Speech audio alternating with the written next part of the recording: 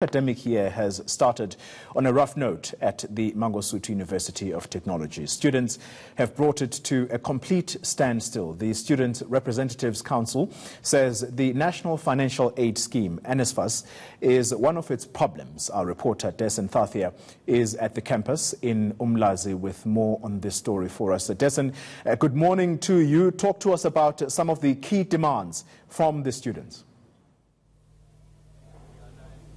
Well, Polly, before I get to the demands, you're probably wondering why I keep turning around. That's because just a few minutes ago, police were chasing after some of the students who had gathered inside. In fact, while I speak to you, we're just going to be moving around as well. You'll see some of them here. They've now moved into the campus because during the course of this morning, students had first blocked the driveway to the Mangosuthu University of Technology, then later moved in.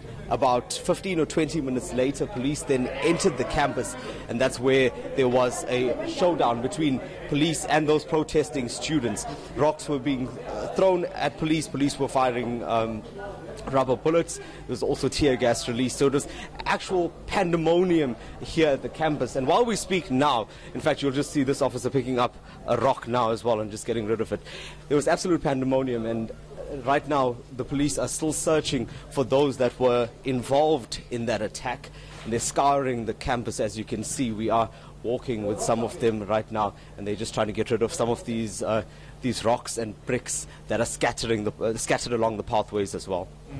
Well, Dasen, you speak about the violence that has taken place there. We know that at least one student died at the Durban University of Technology, so authorities will be also very aware of how much force they use. Again, let's talk about the demands from the students. Is it accommodation and the issue of registration fees that is once again the talking point here?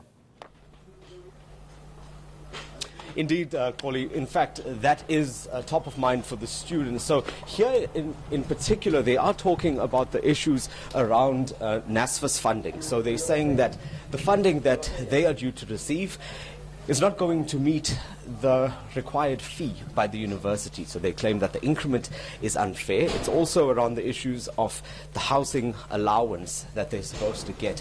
And one of the other things in relation to fees is that they say that students who haven't been able to pay those fees will not be able to get their academic records. Now, these have historically been the problems at not just Mangosuthu University of Technology, but the other institutions as well. So they are hoping now, after this protest, to meet with university management, who we are also yet to speak to get a response on this issue. And they're hoping that they will be able to come to some kind of agreement to put those issues to bed. But what they do say is that until that happens, until there is some kind of agreement in place which is suitable and which is, according to their demands, classes will not resume at MUT. What about the minister, Dasen? We know that the student leaders or representatives met with the minister last week.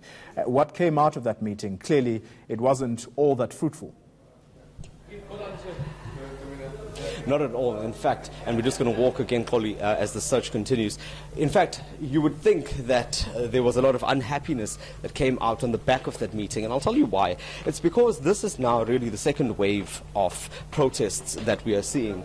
A few weeks ago, the fees protests started off this year at DUT, at UKZN, and also at MUT, and now there seems to be a resurgence of this the protest and the fact that students feel that their demands are not being dealt with by government, not being dealt with by the institutions. So clearly unhappiness there in regards to NFSAS funding in particular. This is something that goes on every single year. Polly, I just want to point out something to you while we're speaking here. You'll see some of these policemen are now collecting these rocks. Students were standing here earlier where I'm standing now and collecting these rocks in this bin and using that to arm themselves, and now police trying to get rid of that.